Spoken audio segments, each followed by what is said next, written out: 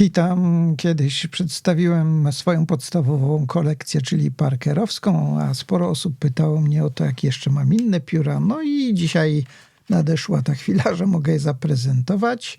Mam sporo pilotów. Takiego oto Krystala, dość tanie pióro. Drugie to jeden z moich pierwszych pilotów, Prera. To jeden z głównych moich przedmiotów piśmienniczych, Custom 823, a to dwóch moich ulubionych pilotów, czyli właściwie to z lewej Namiki, z prawej pilot, lakierem Urushi pokryte góry Fuji.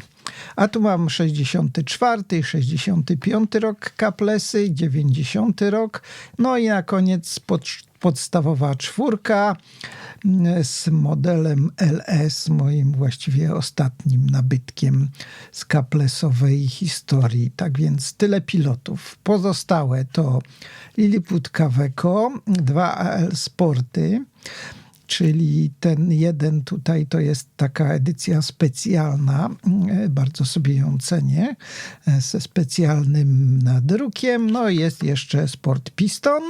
Mam jednego Twisby Precision, mam też ołówek z tej serii, który lubię.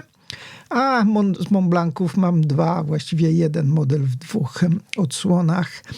To model Montblanc 22. Wolę te starsze od tych nowszych i w żadnym wypadku te klasyczne 140 i tak dalej zupełnie mi się nie podobają i jestem chyba odosobniony w tym stanowisku. Te 22 oczywiście mają napełnianie tłokowe.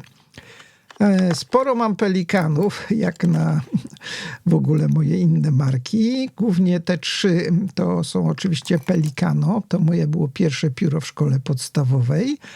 To Pelikan 12 z ciekawą taką stalówką jak w Parkerze 65 prawie. No i tutaj jest model MK10, jeden z moich też ulubionych modeli, zwłaszcza przez ten klips.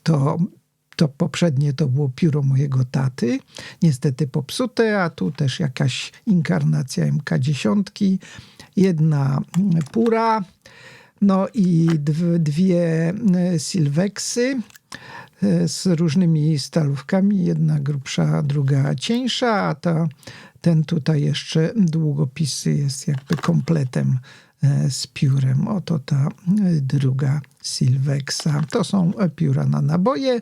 No i klasyczna 120 i jednokolorowa i pasiasty Pelikan 140.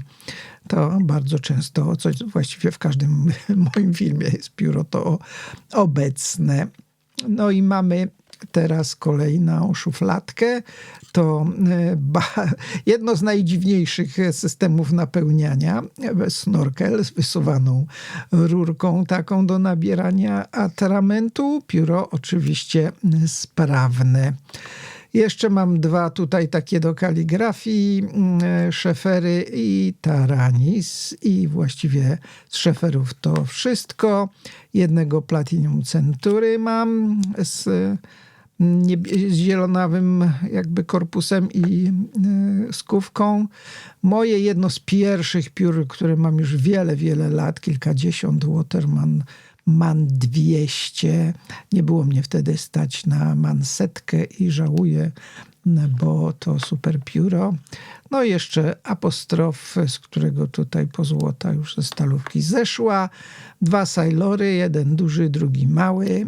To jest pióro, które świetnie pisze. Też mam już je ponad 10 lat, jak nie więcej.